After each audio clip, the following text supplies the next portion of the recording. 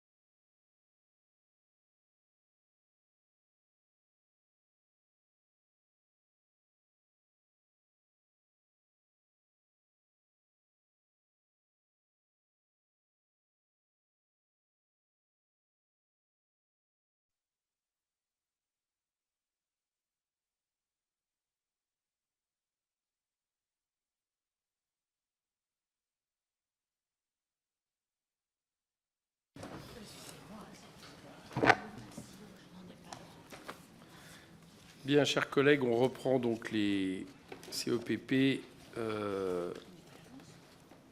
Non, c'est pas en avance. Et ce matin, j'étais en retard moi-même, donc voilà. Ça compense ? Oui. Alors la différence, c'est que ce matin, on a regardé, quand j'étais en retard de 5 minutes, quelqu'un pouvait me remplacer la présidente. Pour vous, c'est pas possible. Donc, je vous écoute. Bien, Madame la Ministre, chers collègues, je vous propose de commencer les CEPP de la journée avec la discussion relative aux missions Action extérieure de l'État, aide publique au développement, compte spécial prêt à des États étrangers. Madame la ministre Catherine Colonna, vous avez donc la parole pour 15 minutes sur l'exécution budgétaire de ces missions. Je vous passe la parole sans plus tarder. Merci, Monsieur le Président, Madame la rapporteure et Messieurs les rapporteurs, Mesdames et Messieurs les députés. Je suis ravie, je devrais me dire honorée, d'être la première ministre, je crois, de l'Europe et des Affaires étrangères à participer au printemps de l'évaluation, puisque pour les dernières éditions, celles de 2021 et de 2020, c'était Jean-Baptiste Lemoyne, ministre délégué, désormais sénateur, qui avait représenté le Quai d'Orsay. Le sujet de notre rencontre, qui est l'exécution budgétaire 2022, est certes assez aride, mais je suis heureuse de l'occasion qui m'est donnée de répondre également par cette occasion à vos questions et de revenir sur certains faits marquants de l'année écoulée. Pour la clarté de l'exposé, je commencerai, si vous permettez, par évoquer l'exécution budgétaire par mission, en distinguant l'action extérieure de l'État et l'aide publique au développement, avant de vous parler de quelques enseignements que nous avons tirés de cet exercice, pour l'avenir, évidemment. Donc, quelques mots d'abord de l'action extérieure de l'État, qui se décompose en 3 programmes, le 105, le 151 et le 185. Le programme 105, Action de la France dans l'Europe et dans le monde, ainsi s'intitule-t-il, a fait l'objet au 31 décembre 2022 d'une consommation de 94% en autorisation d'engagement et de 97% en crédit de paiement. L'exercice 2022 ayant été compliqué par plusieurs facteurs. Tout d'abord, la forte inflation qui a entraîné une hausse importante de nos dépenses d'énergie et de transport, et ceci dans un ministère où les missions des agents sont intrinsèques à leur métier.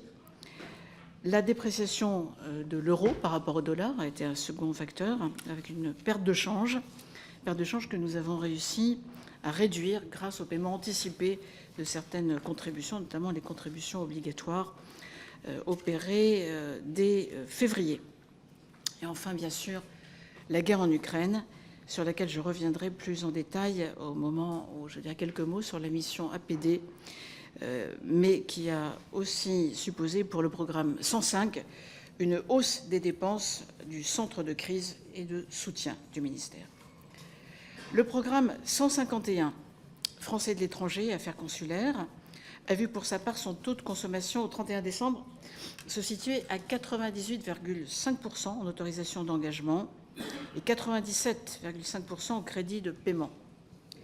L'année 2022 aura été marquée pour ce programme par 2 faits principaux.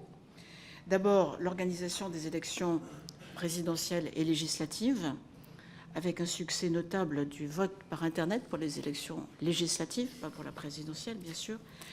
Vote par Internet qui représente 76% des votants au second tour, ce qui a permis une augmentation de la participation qui est passée de 16,6% au second tour des législatives 2017 à 24,8% au second tour de 2022. Deuxième fait à noter, la poursuite de nos projets de modernisation, en particulier le déploiement du registre de l'état civil électronique et l'extension du service France Consulaire qui se poursuit. Ce sont 2 chantiers qui font l'objet d'une attention suivie de nos plus hautes autorités dans le cadre des politiques prioritaires du gouvernement. S'agissant du programme 185, diplomatie culturelle et d'influence, le taux de consommation s'établit au niveau record de 99,8% en autorisation d'engagement et en crédit de paiement. L'année dernière a été marquée par la forte reprise même des mobilités étudiantes, avec pour conséquence une gestion dynamique de l'enveloppe des bourses en faveur des étudiants étrangers, 400 000 étudiants étrangers à la rentrée 2022, dont 11 100 boursiers, contre 9 900 boursiers l'année précédente. L'année 2022 a par ailleurs vu le renforcement de notre réseau d'instituts français, avec pour la première fois depuis longtemps la création d'un institut français en Arménie, ainsi que l'ouverture de nouveaux locaux pour l'Institut franco-allemand de Ramallah. Vous le constatez donc, la mission Action extérieure de l'État a fait l'objet d'une exécution satisfaisante, et cela en dépit des nombreux aléas liés à un contexte international de plus en plus instable, et malgré aussi la rigidité d'une part significative de nos dépenses. C'est ce que relève la Cour des comptes dans son relevé d'observation provisoire. J'aimerais en venir maintenant à la mission Aide publique au développement. Cette mission est composée, vous le savez, du programme 209, Solidarité à l'égard des pays en développement, qui relève du ministère de l'Europe et des Affaires étrangères, et du programme 110, Aide économique et financière au développement, qui relève de Bercy. Au 31 décembre 2022, la consommation des crédits du programme 209 s'élevait à 99,6% pour les autorisations d'engagement et 99,8% pour les crédits de paiement. C'est principalement l'agression de l'Ukraine par la Russie qui a fortement influencé l'exécution budgétaire 2022, avec plusieurs effets. D'abord, le financement de 2 engagements présidentiels au titre de l'aide humanitaire à l'Ukraine, 100 millions d'euros, puis 100 millions de dollars à la dernière conférence internationale. Ensuite, la mobilisation de 75 millions d'euros au profit de la sécurité alimentaire dans le monde, afin de contribuer à atténuer l'effet de la hausse des coûts des produits alimentaires pour les pays en développement et accompagner notamment la livraison d'un certain nombre de céréales à des pays qui en avaient besoin. Outre l'Ukraine, il faut aussi avoir à l'esprit les différentes crises en Syrie, au Sahel, en Irak, en Afghanistan, dans la Corne de l'Afrique. Ces crises se sont traduites par des dépenses croissantes au titre de l'aide humanitaire, s'élevant à 23 millions d'euros en 2022. La provision dite pour crise majeure, qui était la loi de finances 2022, s'est révélée aussi utile qu'insuffisante, justifiant sa forte augmentation en 2023. Vous vous souvenez sans doute qu'on a fait un saut qualitatif autant que quantitatif en 2023. C'est le programme 209 qui a financé les 973 millions de contributions multilatérales, incluant les contributions volontaires aux Nations Unies et à d'autres organisations internationales, ou les fonds multilatéraux, notamment le Fonds mondial contre le sida, la tuberculose et le paludisme. Et comme pour l'action extérieure de l'État, je me réjouis que la Cour des comptes ait relevé une exécution conforme, en dépit des nombreux, même très nombreux aléas qui caractérisent l'action diplomatique par essence. J'aimerais maintenant venir à mon second point qui concerne quelques enseignements que nous tirons de l'exercice budgétaire 2022. Le premier enseignement est que le Quai d'Orsay a su faire preuve d'adaptabilité et de réactivité pour faire face aux nombreuses crises survenues en 2022. Et c'est, j'y reviens, ce qui nous a incité à reconduire la provision pour crise majeure, dont 120 millions déjà sur les 270 budgétés sont dépensés à ce jour, 52 millions pour l'Ukraine, 28,5 pour Syrie, Turquie, à la suite des séismes qui ont frappé ces pays, 20 pour la République démocratique du Congo, 17,25 pour le Soudan. La crise est toute récente, peut-être ce chiffre est-il amené à croître. 1 pour le Chili et 1 pour Haïti. Cette provision pour crise majeure a fait ses preuves pour gérer notre aide humanitaire avec souplesse et célérité. Mais son rythme de consommation est notable. Je crois que vous l'avez comme moi remarqué, déjà 120 millions sur 270. Le deuxième enseignement, c'est que pour continuer à progresser dans la gestion des crédits qui nous sont confiés, il nous faut poursuivre et renforcer même notre transformation. Dans le contexte de déficit budgétaire et d'augmentation de notre dette publique, c'est une nécessité pour tous, c'est une nécessité aussi pour le ministère que je dirige. Des transformations sont déjà engagées en matière d'aide humanitaire, on l'a vu, mais aussi concernant la politique culturelle ou l'administration consulaire, afin notamment de nous rapprocher des Français et de leur apporter un meilleur service. Après la pandémie, la reprise des déplacements s'est souvent traduite par un relatif engorgement de nombre de nos services consulaires, chacun le sait. Mais les États généraux de la diplomatie, qui ont été une large consultation des agents et des partenaires de ce ministère, consultation menée en tambour battant en quelques mois de fin octobre, début novembre à fin janvier, ont démontré qu'il fallait aller plus loin dans les réformes. C'est à la fois une aspiration de la majorité de nos agents, et nos agents ont été très nombreux à participer à cette consultation inédite, ouverte et transparente, mais c'est aussi, au-delà de l'aspiration des agents, une demande de nos principaux partenaires, qu'il s'agisse de vous-mêmes, les élus, de la société civile, des entreprises ou de la presse. Annoncé par le président de la République et par la Première ministre lors de la dernière conférence des ambassadrices et des ambassadeurs, 1er septembre, si ma mémoire est bonne, les États généraux ont été suivis de près par nos plus hautes autorités et le président de la République s'est ainsi, à leur suite et sur la base des réflexions nées de ces conclusions, s'est rendu donc au Quai d'Orsay le 16 mars dernier pour parler à des diplomates, geste inédit également, et pour annoncer ces décisions et nous demander de mener à bien 4 principales transformations: nous adapter plus rapidement encore au changement du monde, en renforçant nos capacités d'anticipation et d'analyse politique, investir pleinement le champ de l'influence en développant la communication stratégique et en musclant notre réseau d'instituts français, prendre plus encore le tournant des enjeux globaux, c'était déjà pris, mais ces enjeux se multiplient pour pouvoir davantage créer, entraîner des coalitions sur des enjeux majeurs, climat, biodiversité, alimentation, éducation, santé, cyber, demain sans doute. Et enfin, rapprocher la diplomatie des Français en modernisant notre action consulaire. Il y a beaucoup de choses qui ont été faites, mais encore beaucoup à faire, et en travaillant davantage avec les élus et les représentants sur place des Français dans les conseils consultatifs. Pour mener à bien ces transformations, le président de la République a souhaité que le ministère de l'Europe et des Affaires étrangères soit doté de moyens supplémentaires, avec un budget qui atteindrait à l'horizon 2027 7,913 milliards d'euros, et avec la création, là aussi sur les 4 ans qui viennent, de 700 équivalents temps plein, comme l'on dit. Et vous vous souviendrez que pour ce qui est des emplois, l'année 2023 avait été la première année en 30 ans qui avait vu des créations d'emplois dans le ministère, avec 100 emplois, 106 si on tient compte du retour à Bercy de la compétence tourisme.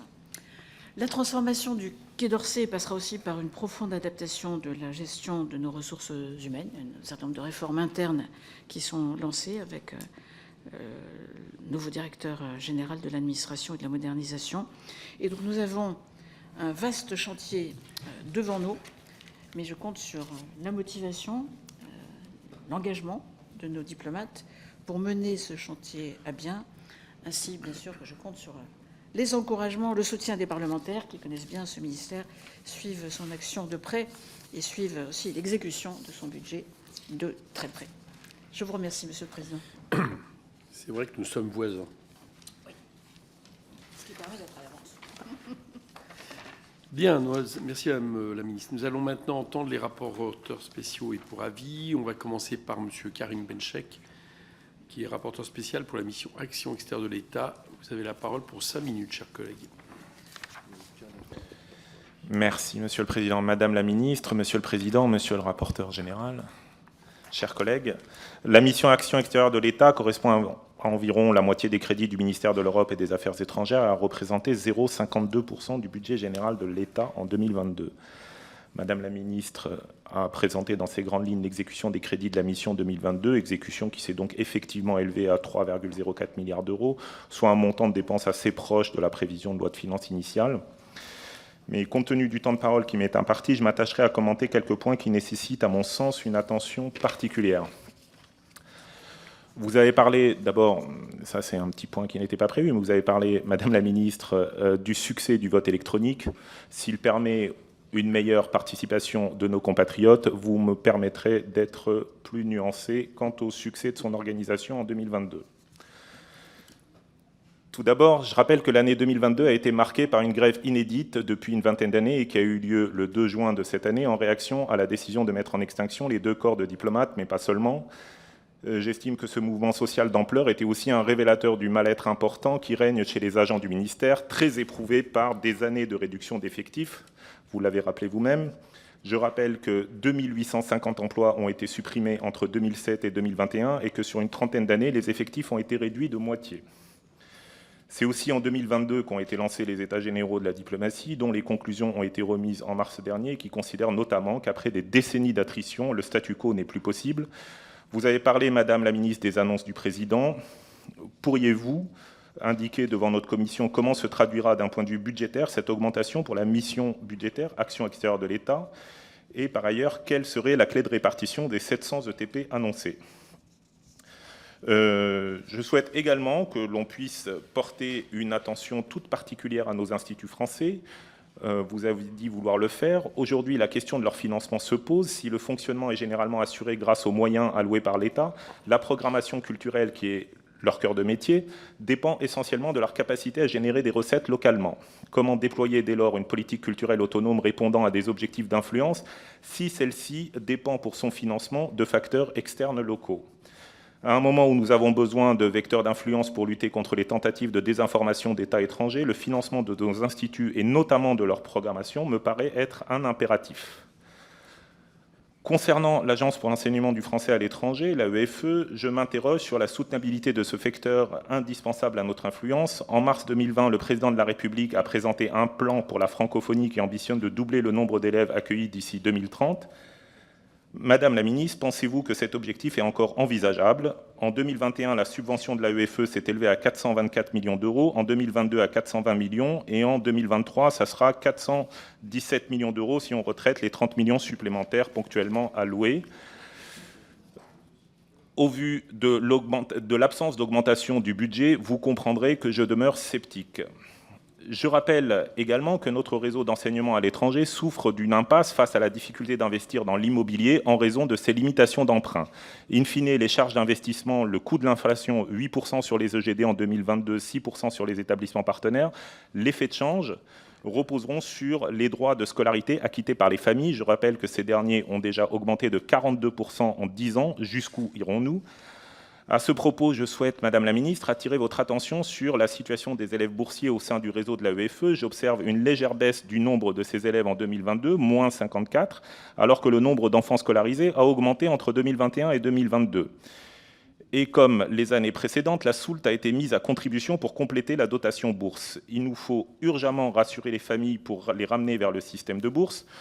Aujourd'hui, des élèves sont sortis du réseau car les familles ne peuvent payer le reste à charge. Permettez-moi d'indiquer également, Madame la Ministre, que le développement du réseau sans augmentation du plafond d'emploi mènera nécessairement à une explosion des frais de scolarité dans les années à venir. Ceci n'est ni souhaitable ni tenable, me semble-t-il.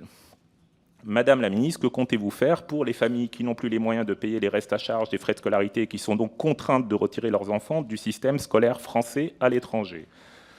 Enfin, pour terminer, dans un contexte de forte augmentation des budgets des ministères régaliens, justice, défense, intérieur, et en plein examen d'une nouvelle LPM 2024-2030 à 413 milliards d'euros, n'est-il pas le moment pour le MEAE d'obtenir de Bercy une augmentation sensible de son budget afin de pouvoir réellement parler de réarmement de notre diplomatie et de pouvoir mettre enfin en place une loi de programmation de la diplomatie au niveau de notre ambition?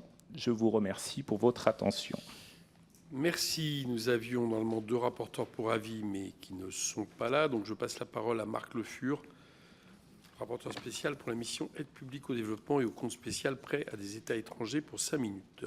Merci, Monsieur le Président, Madame la Ministre, Monsieur le rapporteur général, mes chers collègues.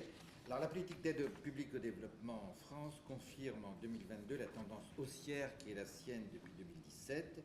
Les chiffres sont marquants et incontestables. Je me permets de les rappeler. À périmètre constant, les crédits de paiement de la mission ont cru de 96% depuis 2017 et jusqu'en 2022. La croissance continue des moyens alloués à cette politique nous permet de consacrer aujourd'hui 0,56% de notre RNB à l'aide publique, soit 15 milliards d'euros en tout. dépassant l'objectif des 0,55 fixé par le président de la République. La mission budgétaire aide publique au développement, vous le savez, c'est une partie de cet ensemble, parce qu'elle assure 58% de l'effort national en faveur de l'aide. Elle comprend 4 programmes, dont les 2 principaux, le 110 qui relève du Trésor et le 209 qui relève très directement de votre ministère.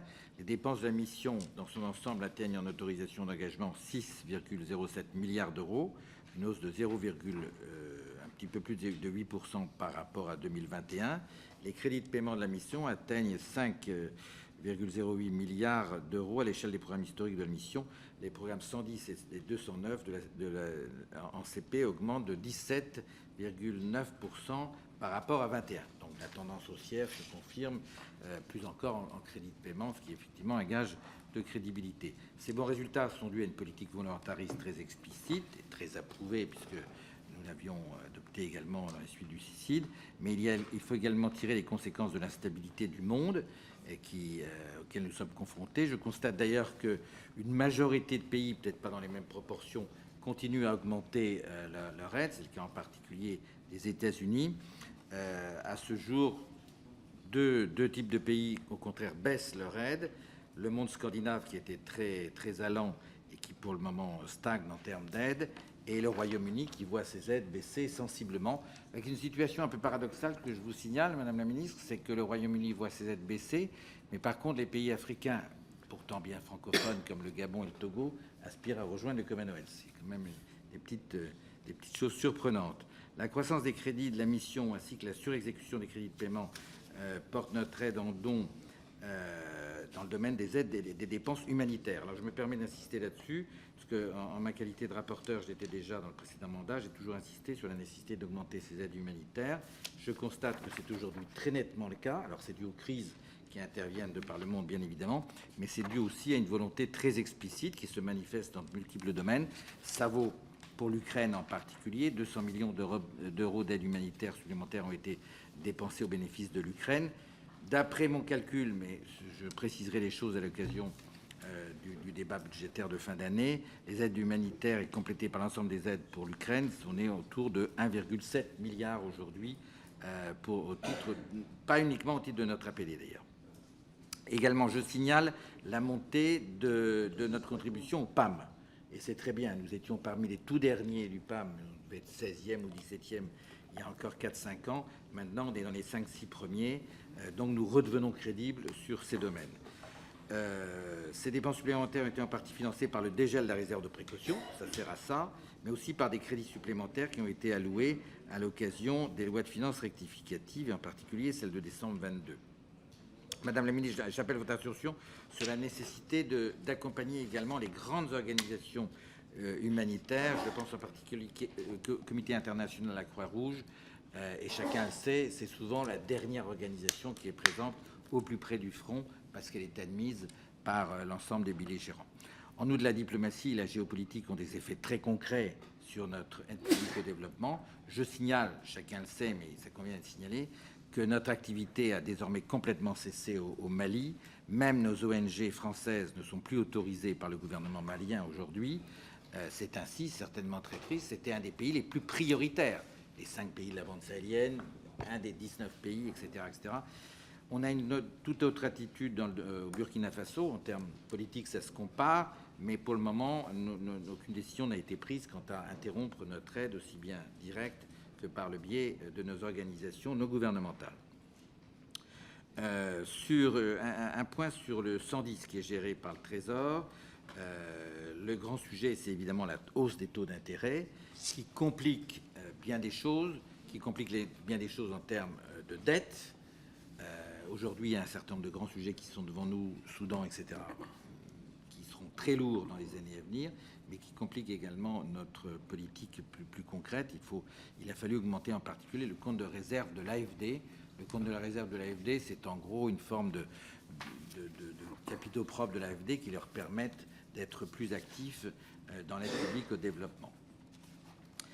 La hausse des taux d'intérêt a également des conséquences pour la mission budgétaire. Il faut davantage de crédits de bonification versés par l'État pour produire la même quantité d'aide publique au développement par l'octroi de prêts.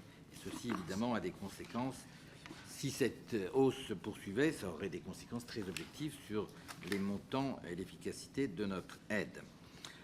Je me permettrai, Madame la Ministre, d'insister sur 2 ou 3 questions. L'une, un peu d'actualité, puisque nous avions un conseil vendredi dernier, 5 mai, qui préfigure le prochain CICID.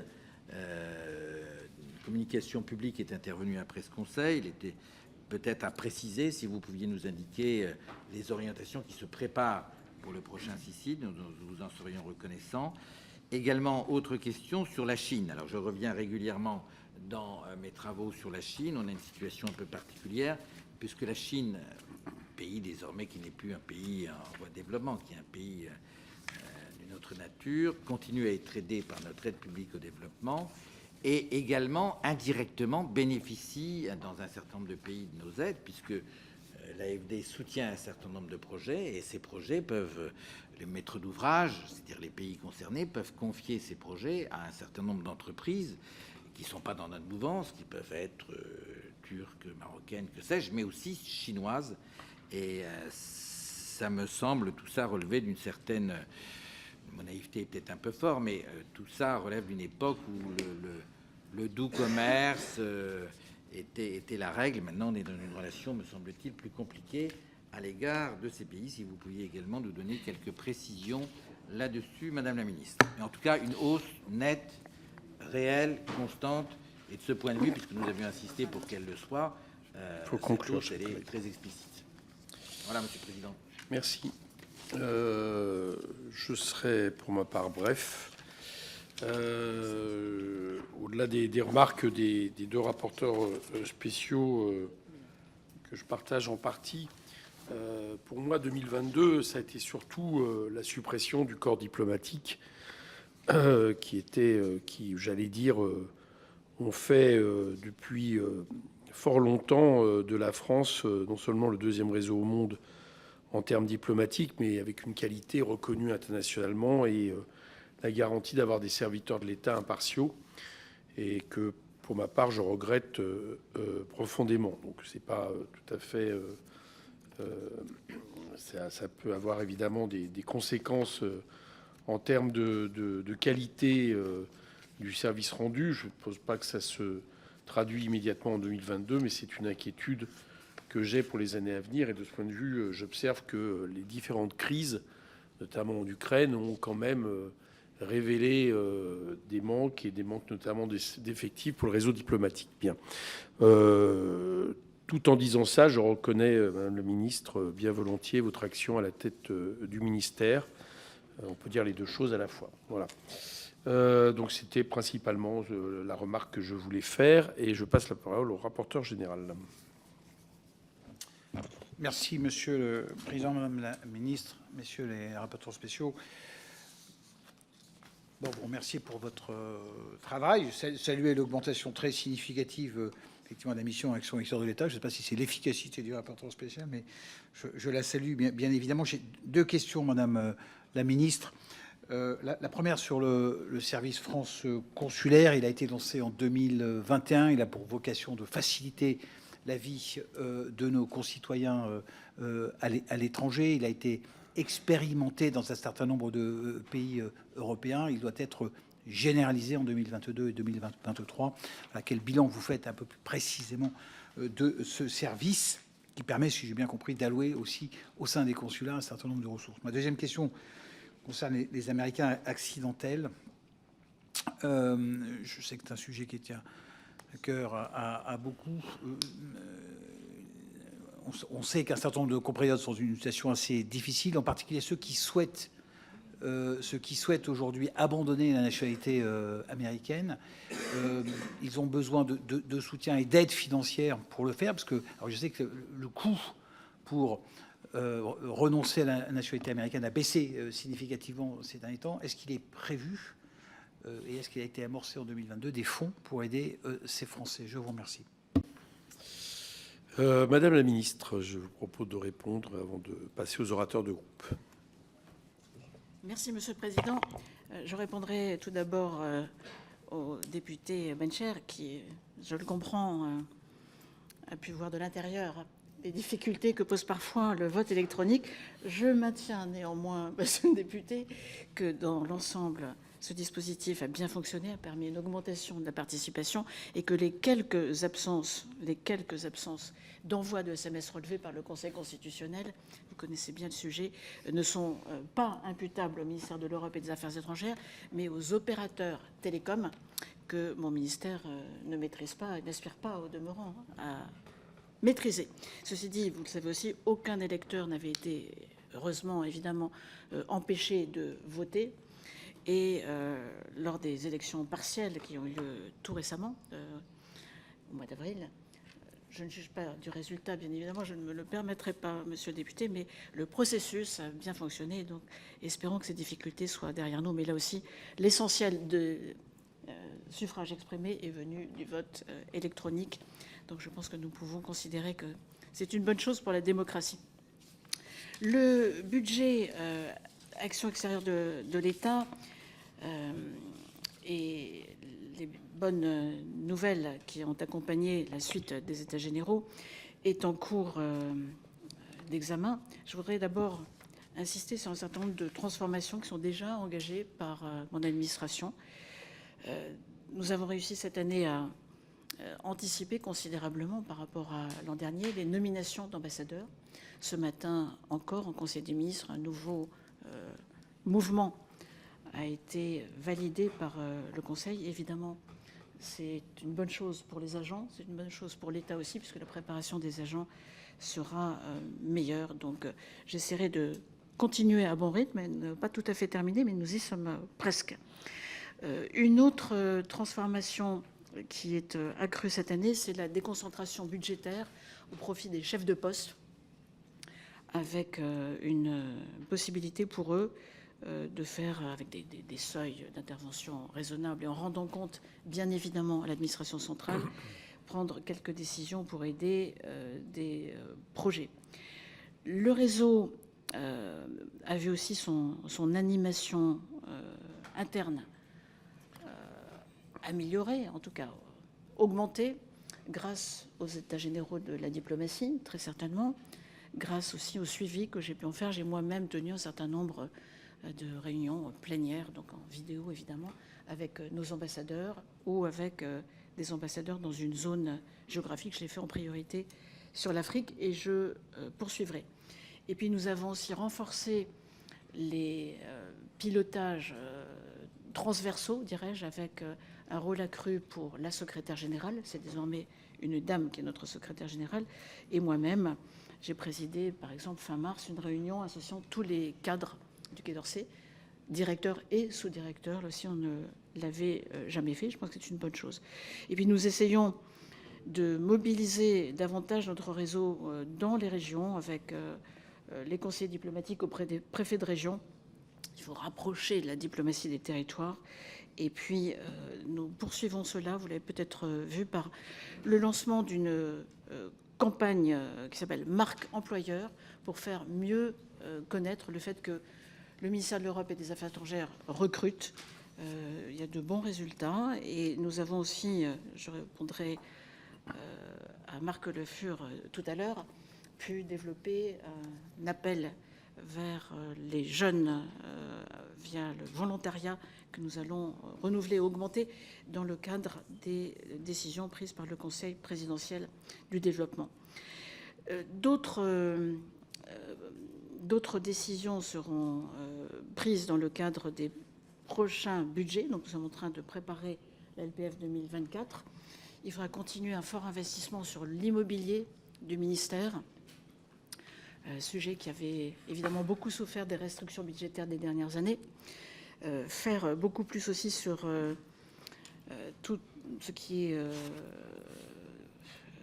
numérique et protection contre les cyberattaques.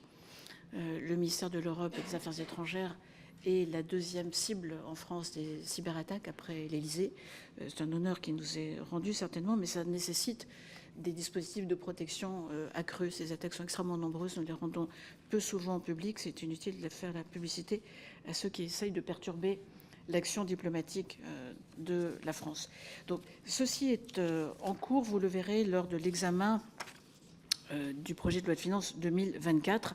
Pour ce qui concerne les ETP, et parce qu'il faut éviter le saupoudrage, je l'avais dit d'ailleurs dès le moment de la conférence des ambassadrices et des ambassadeurs, nous sommes en train de travailler à la mise en œuvre des 4 grands chantiers que je rappelais, avec une méthode nouvelle. J'ai demandé que chantier par chantier, on me présente en coût complet, ETP et crédit, ce que représentera la poursuite de ce chantier de façon pluriannuelle. La plupart du temps, c'est pluriannuel. Et puis, je procéderai aux arbitrages budgétaires auxquels il faut procéder. Ce n'est jamais facile, jamais agréable, du moins pour ceux qui aspireraient à être mieux servis, ne le seront pas forcément, mais j'exercerai ma responsabilité.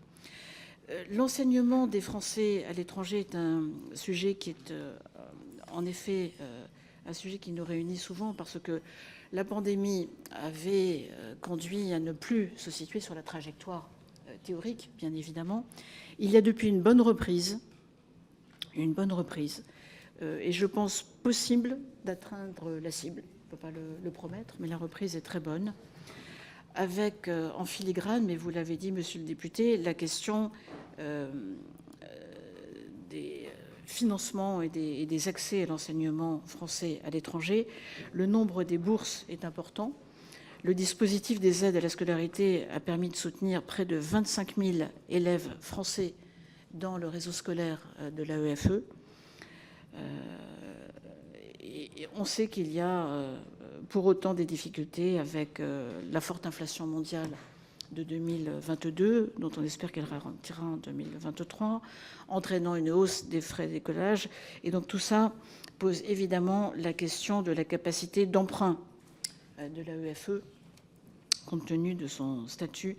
C'est une question que nous étudierons dans le cadre des politiques prioritaires du gouvernement. Et donc c'est en cours d'examen. Des discussions vont commencer à Bercy à ce sujet. Mais je reconnais que c'est un vrai sujet. Vous vous étiez interrogé sur la possibilité d'avoir une loi de programmation pluriannuelle. Le dispositif qui a été retenu par le président de la République et par la Première ministre n'est pas celui d'une loi de programmation, mais celui d'une trajectoire pluriannuelle, tant pour le budget, si le Parlement approuve les propositions qui lui seront faites, que pour les emplois, après des années et même des décennies, vous l'avez dit, monsieur le député, d'attrition qui rendait la charge de travail insupportable, au sens propre, non supportable, pour beaucoup d'agents de ce ministère. Monsieur le député Le Fur, vous m'avez interrogé, enfin vous avez d'abord relevé, merci de l'avoir fait, la hausse des crédits d'aide humanitaire. La France a pu entrer désormais dans le top 10, si je puis dire, des pays à donner de l'aide humanitaire dans le monde. Ça n'était pas le cas. Nous étions, je dirais, en retard par rapport à nos aspirations, par rapport au rôle qui doit être celui de notre pays. C'est une bonne chose que nous ayons pu beaucoup progresser et nous continuons d'accompagner, bien sûr, les grandes organisations humanitaires. Je ne manque jamais, quand je me déplace, et je l'ai fait à New York, je l'ai fait encore récemment à Genève, de rendre visite aux responsables de l'UNICEF, aux responsables du CICR, du PAM ou d'autres. Mali, Burkina, je tiens vraiment, pour qu'il n'y ait pas de malentendu, à dire que si la décision avait été prise par le gouvernement français de suspendre l'aide au développement avec ce pays, pays qui a connu un double coup d'État, qui n'a plus souhaité notre présence, donc nous en sommes partis et nous en avons tiré les conséquences.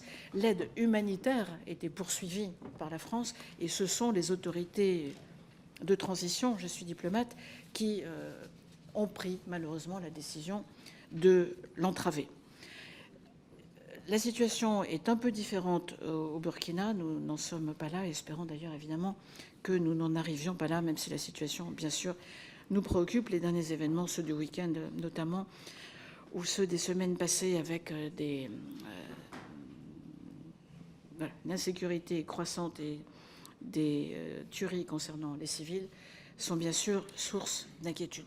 En quelques mots, le Conseil présidentiel du développement, qui s'est réuni en effet il y a quelques jours, a relevé que la politique extrêmement volontariste qui avait suivi l'élection du président de la République, son premier mandat en 2017, avait été couronné de succès puisque nous avions pu fortement augmenter l'aide publique au développement, augmenter de 50% entre 2017 et 2022, là aussi avec un bon résultat pour notre pays et qui correspond, faut-il le dire, à ses intérêts. La France est devenue le 4e bailleur d'aide publique au développement au monde.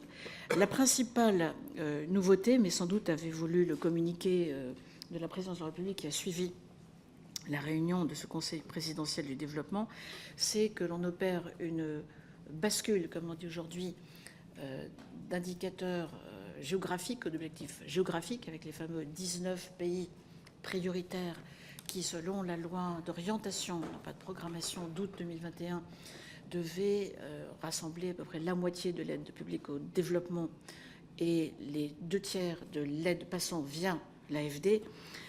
Nous passons d'une logique géographique à une logique d'objectifs, avec 10 objectifs qui ont été définis, allant de la lutte contre le changement climatique à la progression espérée de l'égalité entre les femmes et les hommes.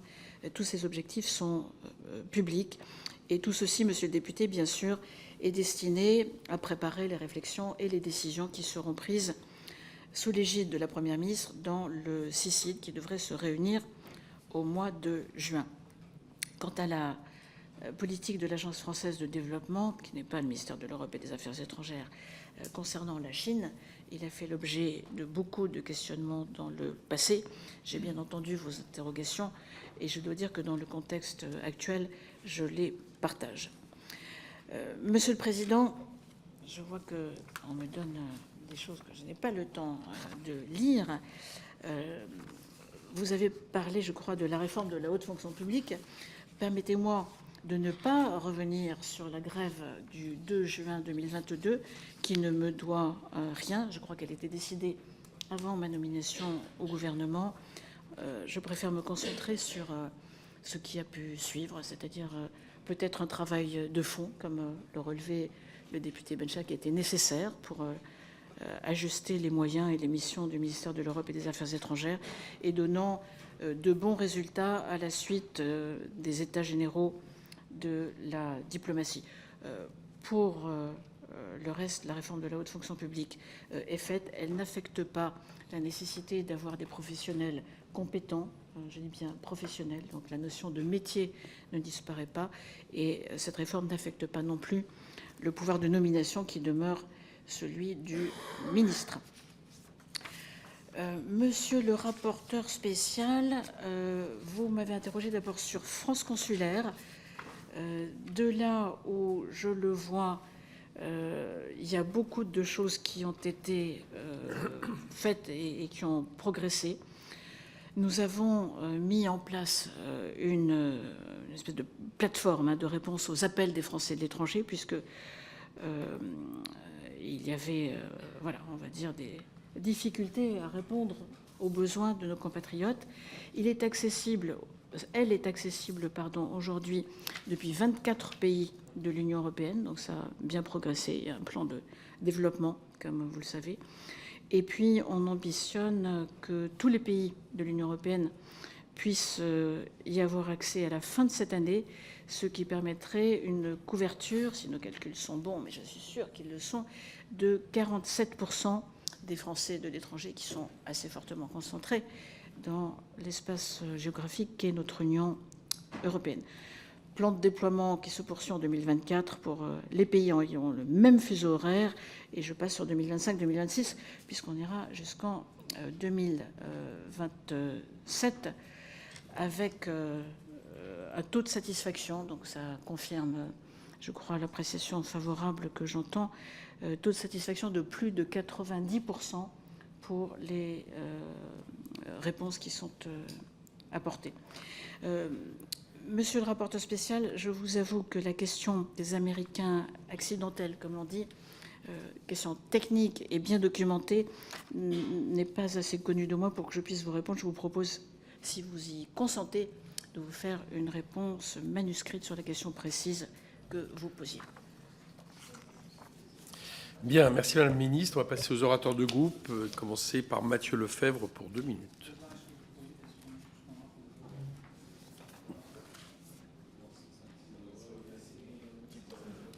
Vous êtes, enfin, on peut attendre un petit peu. Ouais. Hein, mais il y a le rapporteur qui doit répondre encore, non? Hein? 5-7 minutes? Parce que hier, on s'est arrêté, puis après, il y a eu les explications de vote, et on a quand même perdu pas mal de temps. Bon, je vous laisse surveiller, vous me... Hein.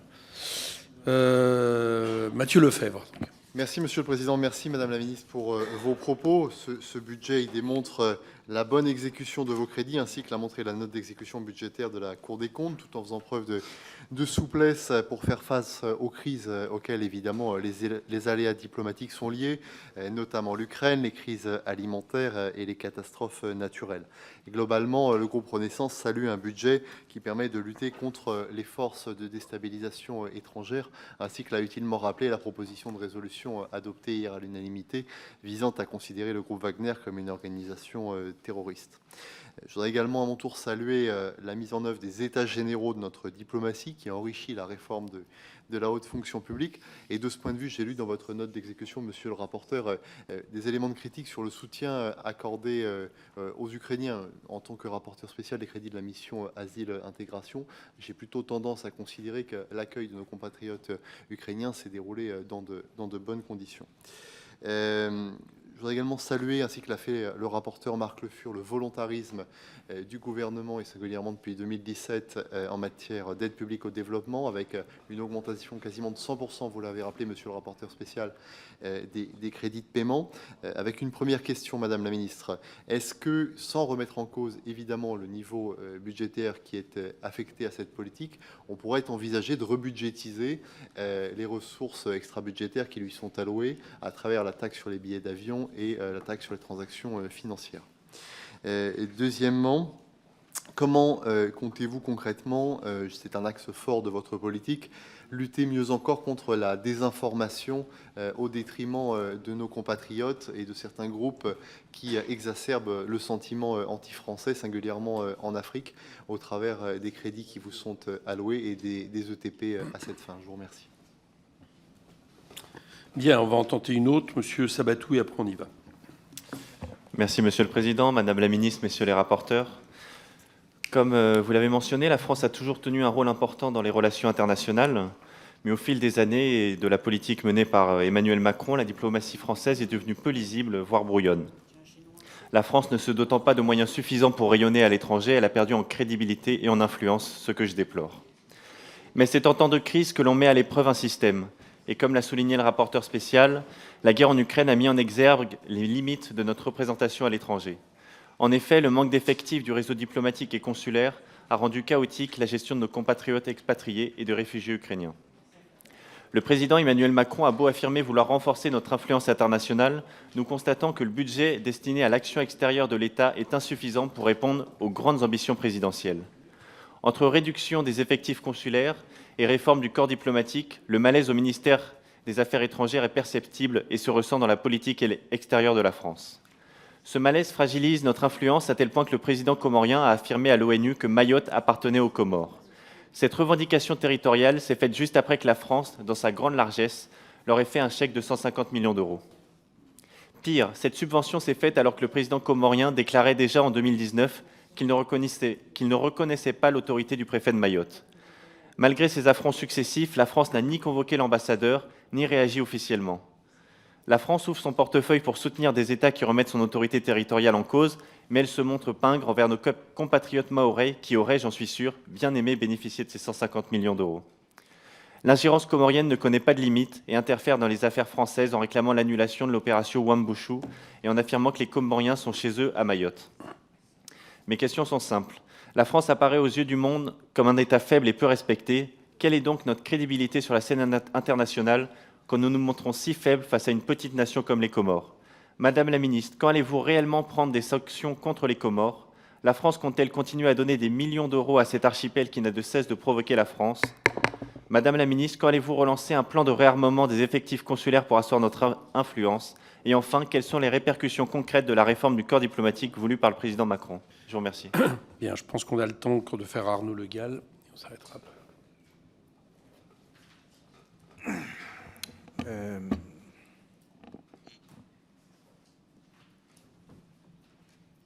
excusez-moi. Monsieur le Président, Madame la Ministre, merci pour les éléments dont vous nous avez fait part.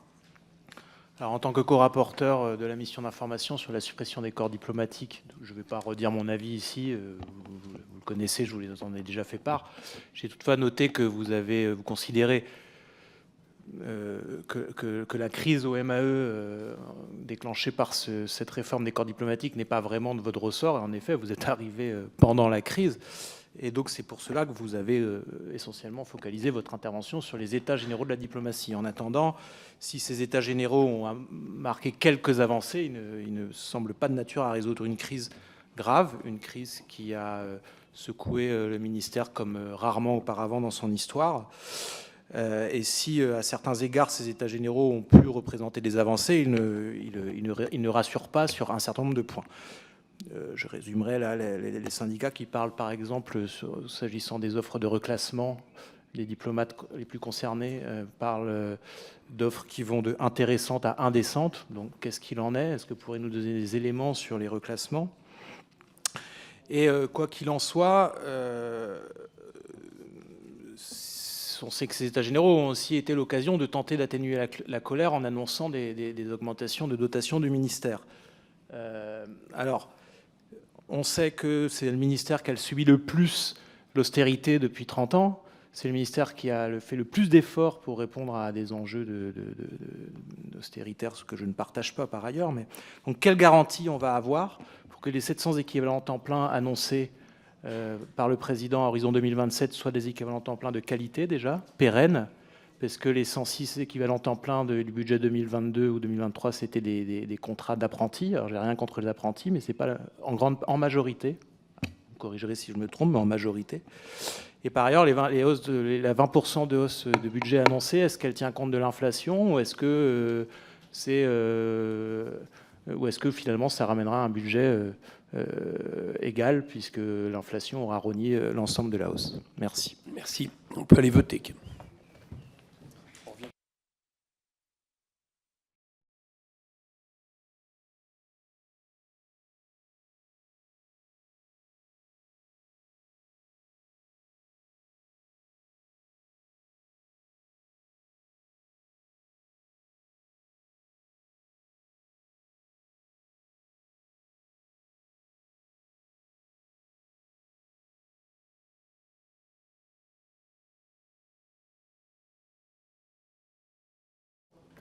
Ah, pardon.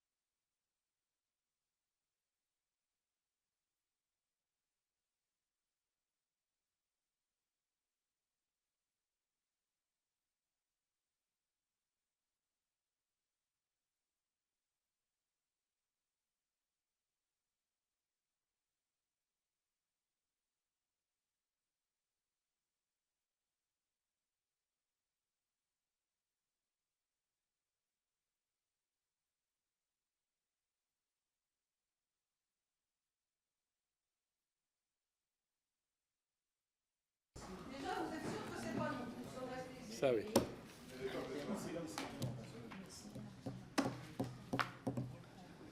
Bien, je propose qu'on reprenne.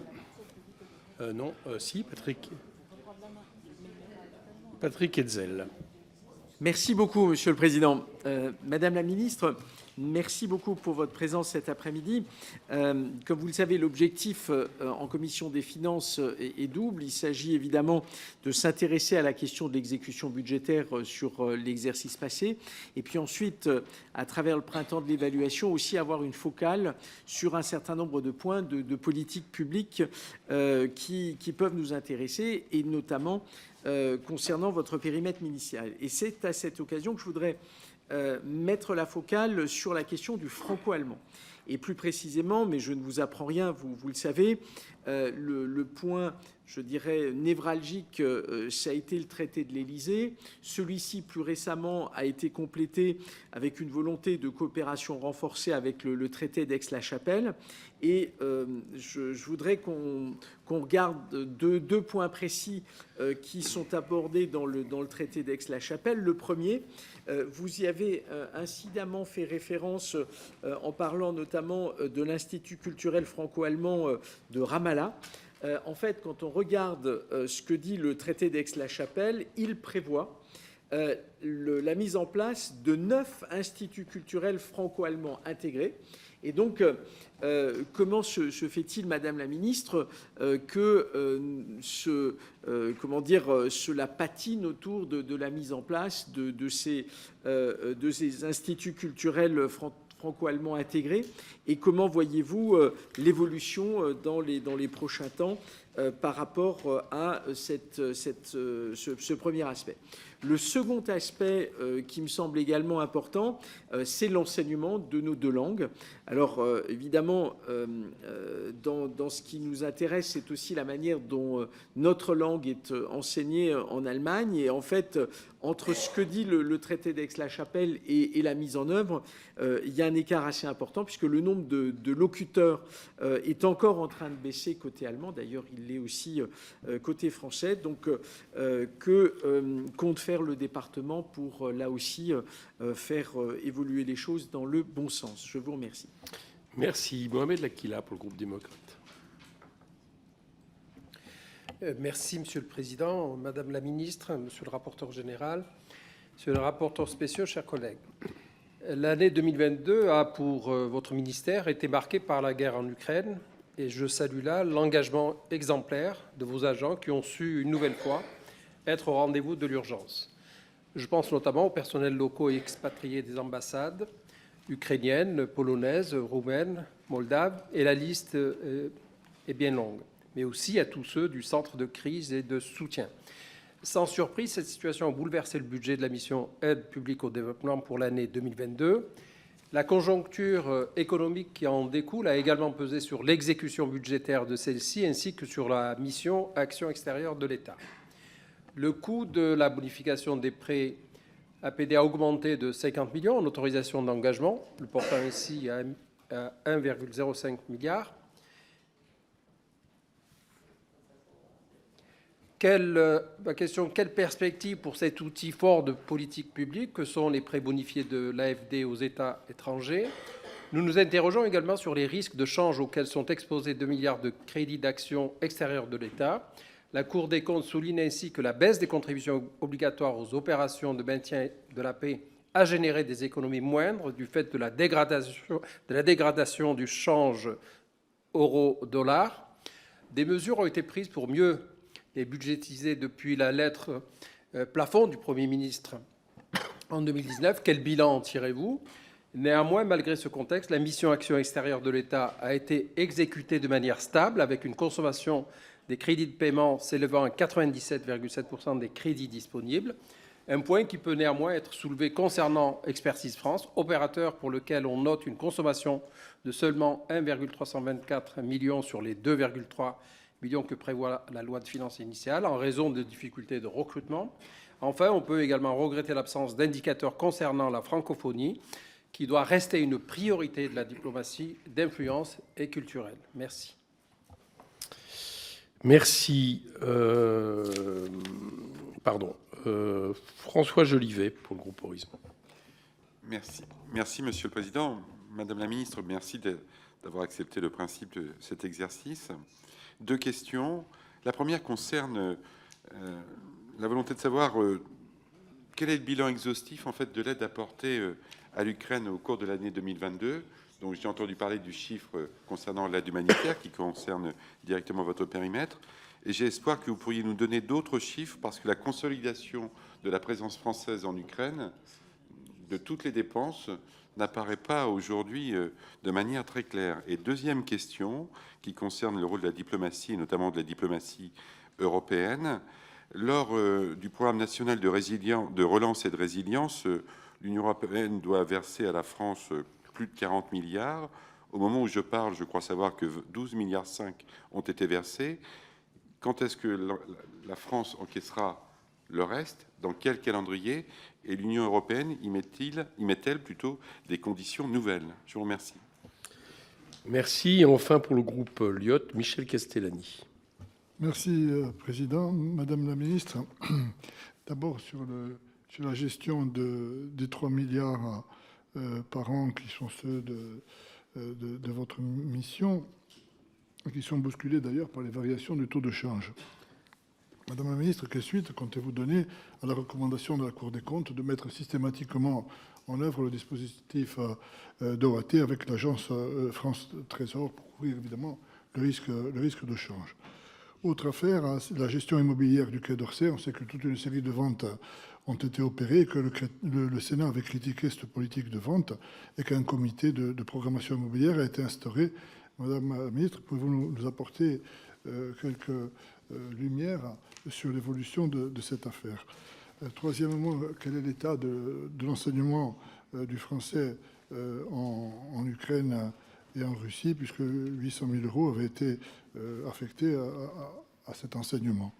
Et enfin, si vous permettez, concernant l'aide publique au développement, on sait qu'un mécanisme a été créé qui permettant de restituer les biens mal acquis par leurs dirigeants.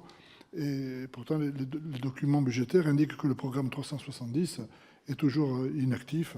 Peut-être serait-il judicieux de lui donner un peu d'activité. Voilà, merci.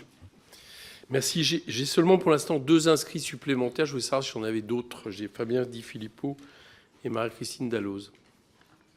S'il n'y en a pas d'autres, je propose de les faire dans la foulée. 1 minute chacun. Monsieur Di Filippo.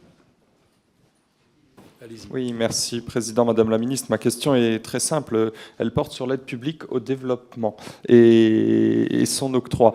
Kosovo, Maroc, Algérie, Côte d'Ivoire, Cameroun, Madagascar, Albanie, ce sont des pays qui bénéficient du soutien financier de la France. Or, eh bien, si l'on met en regard les pays parmi lesquels le taux d'exécution des OQTF sont les plus bas, on retrouve ces pays. Globalement, plus de 90% des obligations de quitter le territoire français, donc pour des personnes qui sont venues illégalement et qui ne peuvent pas bénéficier du statut de réfugiés. Et dans certains de ces pays, moins de 5% des OQTF sont exécutés la plupart du temps, faute de pouvoir obtenir les laissez-passer consulaires. Alors c'est un problème à la fois de respect de nos frontières et de respect du droit français, y compris par ces pays qui refusent de reprendre leurs ressortissants, qui pourtant ont violé nos lois. Et c'est un problème à ce moment-là aussi d'efficacité de la dépense publique, parce que quand on soutient le développement dans ces pays, la moindre des choses, c'est qu'on puisse avoir sur le plan de la clandestinité des collaborations efficaces avec eux. J'aurais pu rajouter à ces pays, la liste de ces pays, les Comores, qui font tristement l'actualité ces derniers jours. Pensez-vous qu'on puisse enfin conditionner l'octroi de l'aide publique au développement à l'octroi de laissez-passer consulaires? Merci. Merci. Marie-Christine Dalloz, elle n'est pas là? Bon, tant pis. Bon. Madame la Ministre, je vous propose de répondre. Merci, Monsieur le Président. Merci, Mesdames et Messieurs les députés. Si je commence par les questions du député Lefebvre. Merci de ce que vous avez dit, Monsieur le député, sur la bonne exécution du budget. Ce sont des compliments que nous accueillons volontiers. On essaiera de faire aussi bien l'an prochain. Première question que vous posiez sur la taxe sur les billets d'avion et sur la taxe sur les transactions financières. Beaucoup de débats ont déjà eu lieu sur ces 2 sujets depuis quelques années, et peut-être même y a-t-il quelques arrière-pensées. Alors je voudrais vous faire une réponse claire. Nous ne sommes pas favorables à la budgétisation de ces ressources extra-budgétaires. C'est le principe même des financements innovants que de ne pas être fondu dans le budget général de l'État, mais de pouvoir être affecté. Donc l'esprit dans lequel ces taxes ont été créées et ont été votées par le Parlement est bien celui que je décris. Donc nous ne souhaitons pas une budgétisation. Votre deuxième question portait sur l'influence stratégique et les manipulations de l'information. Bien sûr, il faut renforcer notre influence. Ça veut dire muscler notre communication stratégique. Et nous avons, en particulier depuis 1 an et demi, donc me précédant également, je tiens à souligner que des choses ont été faites aussi avant, évidemment, mon arrivée. Et en particulier, ce problème avait été identifié déjà depuis bientôt 2 ans. Donc nous avons augmenté les moyens de la direction de la communication et de la presse, avec un nombre d'agents qui a cru et qui va croître, en particulier lors des recrutements pour l'an prochain, avec une organisation qui est différente. Nous avons créé une sous-direction particulière qui est vraiment dédiée aux manipulations de l'information et à la veille. Il faudra recruter encore davantage pour pouvoir faire une veille 24/24 que nous ne sommes pas en mesure de faire aujourd'hui. Or, plus on détecte tôt un certain nombre de manipulations, plus on peut réagir tôt. Il ne faut pas attendre le lendemain matin. Il faudra aussi, et nous le savons, muscler notre politique culturelle, s'appuyer, je le disais, sur notre réseau d'instituts, en ouvrir, si nous le pouvons, j'y reviendrai, et donc raviver ces structures qui avaient été affaiblies par des années, même des décennies de coupes budgétaires. Et enfin, il faudra, dans la bonne mise en œuvre des moyens nouveaux qui nous sont alloués, éviter le saupoudrage, privilégier quelques domaines, la coopération éducative, la diplomatie scientifique et universitaire, les industries culturelles et créatives, et puis privilégier aussi, nous continuerons de le faire, certaines zones géographiques, toute la zone du continent africain, tout en investissant un peu plus dans l'Indo-Pacifique. Nous n'étions pas assez présents. Une action de long terme qui devrait permettre de progressivement restaurer notre image et d'ores et déjà qui nous met en mesure de mieux détecter et mieux répondre aux attaques informationnelles dont nous sommes l'objet. Le groupe Rassemblement national venait ensuite, je crois, me poser des questions sur Mayotte. Monsieur le député, vous le savez très bien, Mayotte est française, mais vous savez également que les Comores considèrent les choses autrement. La diplomatie française est active et réussit, monsieur le député, merci de l'occasion que vous me donnez de le rappeler, réussit depuis 1994 à éviter que cette question soit présentée par les Comores aux Nations Unies, où je ne suis pas assurée que nous aurions la majorité. Un gros travail de fond est fait depuis plus de 30 ans. Je dois préciser, si ce n'est corrigé, ce que vous disiez, il n'y a pas 150 millions de dons ou de subventions, mais un plan de développement pluriannuel des Comores, conclu en 2019 et pour plusieurs années, jusqu'à 2022 inclus. Ça suppose des projets, ça suppose des appels à projets, ça suppose des appels d'offres, un engagement en effet de l'AFD. Et sur ces 150 millions, il n'y a rien à voir avec des subventions, je le redis. À l'heure actuelle, un peu moins de 13 millions ont été décaissés. Le reste a fait l'objet d'études et de projets identifiés, mais est appelé à se développer au fur et à mesure de la capacité des Comores à réaliser ces projets.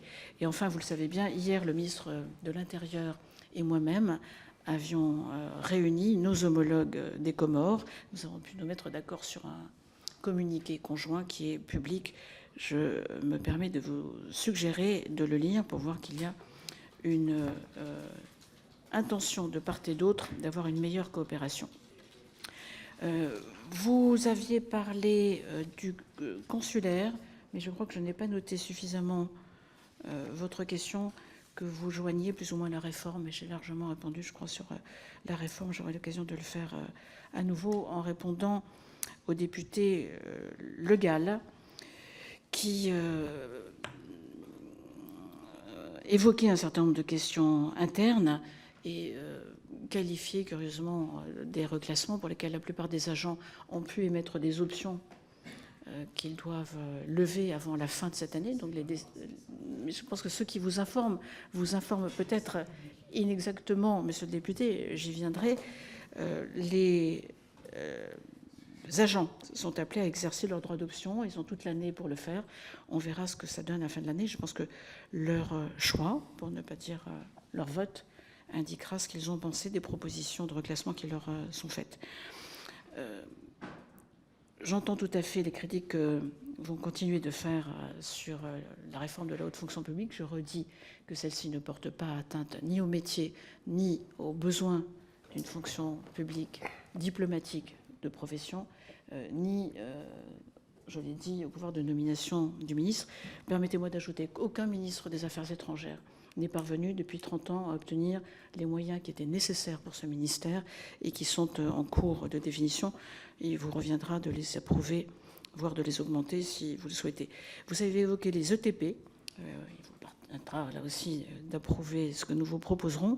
Les recrutements sont en cours et sachez que les 40 apprentis que vous évoquiez viennent en plus, je dis bien en plus, des 106 ETP prévus dans la loi de finances 2023 et non pas à l'intérieur de ces ETP. Voilà, donc j'aimerais que ceux qui vous donnent des informations vous donnent des informations complètes et de qualité. Enfin, sur la hausse prévue, espérée, proposée du budget, elle permet de tenir compte de l'inflation, mais aussi de financer ces créations d'emplois notamment et les nouvelles actions que nous souhaitons mener. Monsieur le député Hetzel, vous êtes revenu sur le traité d'Aix-la-Chapelle et vous êtes demandé pourquoi le nombre prévu d'instituts culturels franco-allemands n'avait pas encore été ouvert. Je sais que l'un d'entre eux l'avait été. Les raisons de ce retard, de ce décalage par rapport à ce qui était espéré sont simples. Ça tient à la pandémie, ça tient à une absence de moyens. Nous sortons, en tout cas, l'OMS l'a déclaré, d'une pandémie mondiale et nous retrouvons progressivement, 2023 un peu, dans 2024 et suivant davantage encore, des moyens qui nous permettront de procéder à ces ouvertures. Sur la question des langues, oui, il y a une baisse des locuteurs. Je dois concéder que je ne fais pas partie de ceux qui ont appris l'allemand, donc je le dis avec beaucoup d'humilité, nous devons faire plus pour rendre ces langues plus attractives. Nous en parlions ce matin encore avec ma collègue ministre des Affaires étrangères de la République fédérale d'Allemagne. Et dans le cadre de notre diplomatie culturelle et d'influence renouvelée et accrue grâce à ces nouveaux crédits dont nous espérons que le Parlement voudra bien les voter, j'ai tout à fait l'intention de mettre une action supplémentaire sur l'apprentissage de l'allemand et dans des programmes de coopération, l'apprentissage bien sûr du français en Allemagne. Monsieur le député Aquila m'a interrogé sur des prêts bonifiés et les risques de change. Je ne sais pas si on a des choses là-dessus, sinon on fera passer, si vous le permettez, des réponses écrites que j'avais déjà. C'est absolument magnifique. Merci beaucoup, Anna. Les prêts bonifiés, on n'en a que 2 pages, donc on va peut-être faire vite. Les prêts bonifiés,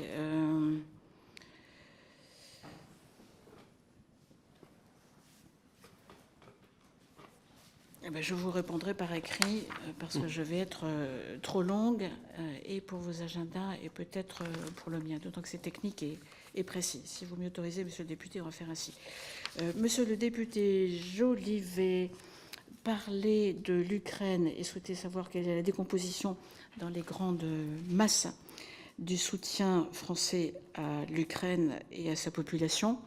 En 2022, par définition, je n'ai pas les chiffres de l'année 2023, ce soutien s'est matérialisé par une aide humanitaire, 200 millions d'euros, je le disais, 100 et 100, fonds de 100, par une aide économique et financière, monsieur le député Le Fur, qui est possible jusqu'à 1,7 milliard d'euros, dont 1,2 de garantie à l'export.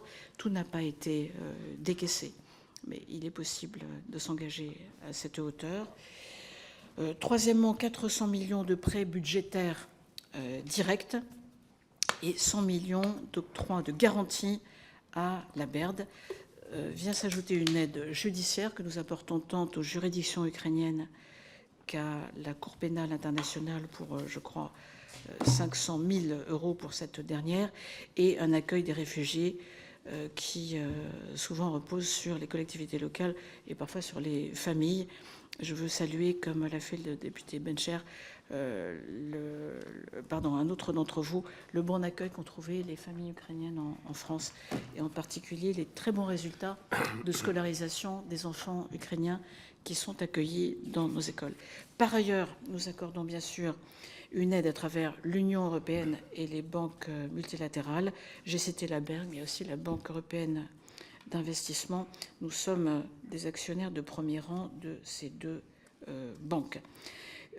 Votre autre question portait sur le PNRR. Nous avons reçu une première tranche de 12,5 milliards d'euros, et nous attendons une seconde tranche cette année de 2,7 milliards d'euros. Le tout, bien sûr, dans le cadre du programme à hauteur de 40 milliards que vous évoquez. Monsieur Castellani, ensuite, je crois, nous interroger sur les biens mal acquis. C'est une décision qui dépend de la justice, et les décisions de justice ne sont pas définitives en la matière. Ce sont évidemment des délais qui échappent au ministère de l'Europe et des Affaires étrangères. Pour 2023, nous attendons le résultat de la première décision définitive. À l'heure actuelle, nous avons 6 millions d'euros de recettes fin 2022 qui seront inscrites lors de la prochaine loi de finances rectificative 2023. Nous avions Monsieur De Filippo, je crois, ensuite.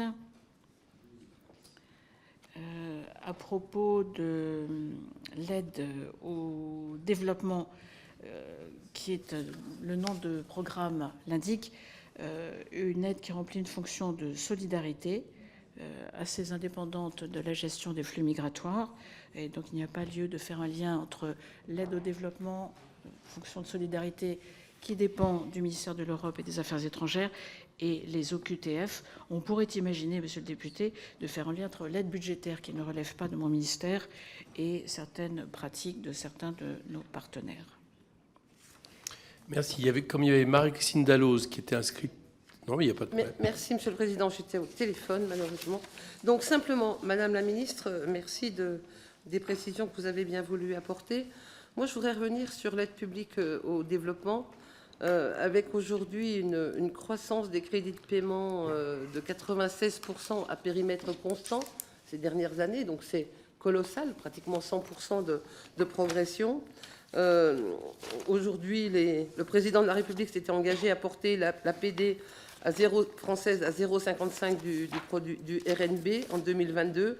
Elle atteint 0,56, donc on est plutôt dans les engagements qui avaient été pris. Moi, j'aimerais savoir, ma question est très simple, est-ce qu'on va conditionner précisément les aides à certains pays, notamment à tous les pays qui n'acceptent pas le retour de leurs ressortissants illégalement arrivés sur notre territoire? Parce que c'est un vrai sujet et je pense que ça préoccupe énormément nos concitoyens. Madame la députée Dalloz, j'ai répondu partiellement à votre question en faisant une distinction entre l'aide de solidarité qui relève de ce programme 209 que gère mon ministère et celle du programme 110 qui a trait notamment à l'aide budgétaire, dans laquelle on peut imaginer en effet de prendre en compte la politique des pays sous plusieurs angles, dont celui-ci, mais ça n'est pas l'objet de l'aide de solidarité gérée par mon ministère. Nous sommes en effet, madame la députée, passés à 0,56%. Je crois que c'est un record historique pour la France, avec un volume qui est de un peu plus de 15 milliards d'euros, si ma mémoire est bonne. Là aussi, chiffre jamais atteint, je crois. Bien, on a terminé. Merci, madame la ministre, de toutes ces précisions. On poursuit ce soir les CEPP avec l'examen de la mission enseignement scolaire. Et comme je suis arrivé sous France matin, je repars sous France soir. Donc Véronique Louwagie me remplacera. Et je la remercie. Sans lien avec ma présence. Ah, pas du tout.